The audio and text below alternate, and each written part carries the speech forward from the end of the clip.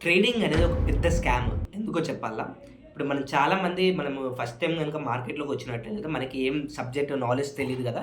So, మనం ఏం చేస్తామంటే యూట్యూబ్‌లో గానీ, ఇన్‌స్టాగ్రామ్‌లో గానీ అండ్ ఇంకా ట్విట్టర్‌లో గానీ, టెలిగ్రామ్‌లో నేర్చుకుందామని చూస్తామనమాట. సో, ఇక్కడ మనం చూసుకున్నట్లయితే ఒక టెలిగ్రామ్‌లో గానీ, ఎవరైనా గానీ పెయిడ్ కాల్స్ ఇస్తారని చెప్పేసి మనకు కనిపిస్తుంది. సో, వాళ్ళకు స్క్రీన్ షాట్స్ పెడతారు. సో, యాస్ ఎ బిగినర్‌గా మనం అట్రాక్ట్ అవుతామనమాట. ఓకేనా? గ్రేడ్ అనేది పెరిగిపోతుంది. సో, ఇక్కడ బాగా ఇస్తున్నారు. డైలీ ఒక 1 మంత్ ఫాలో అయ్యాను. మంచిగా ట్రేడ్స్ వస్తున్నాయి. మంచి ప్రాఫిట్స్ వస్తున్నాయి అని చెప్పేసి ఫాలో అయిపోతారనమాట. ట్రేడ్ కాల్స్ అవన్నీ తీసుకొని వీళ్ళు కూడా ట్రేడింగ్ స్టార్ట్ చేస్తారనమాట. ఓకేనా?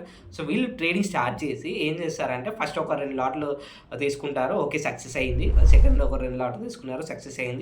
అండ్ ఇంకో థర్డ్ ట్రేడ్ కూడా తీసుకున్నారు. అది కూడా సక్సెస్ అయింది. ఇప్పుడు ఫోర్త్ ట్రేడ్ ఏం చేస్తారంటే ఫోర్త్ ట్రేడ్‌లో 10 లాట్స్ తీసుకుంటారు ఒకటేసారి. 10 లాట్స్ తీసుకొని అది లాస్ వచ్చిందనుకో, స్టాప్ లాస్ కొట్టిందనుకోండి. సో, ఇక్కడ ఏందంటే క్యాపిటల్ మొత్తం పోగొట్టుకుంటారు బేసిక్‌గా. ఓకేనా? సో, ఇది ఒక లూప్ అనమాట. ఓకేనా? ఫేక్ కాల్స్ గానీ, టిప్స్ గానీ ఇవన్నీ ఒక పెద్ద లూప్ అనమాట. ఓకేనా? సో, మనము స్టాక్ మార్కెట్‌లో కెరియర్‌లో సక్సెస్ అవ్వాలంటే మనకంటూ మనకు ఓన్ స్ట్రాటజీస్ ఉన్నాయి. అది నేను చెప్పినా, ఇంకోరు చెప్పినా, ఇంకెవరైనా చెప్పినా గానీ మార్కెట్‌లో ఎవరు సుప్రీం అనేది కాదు. Market is only supreme.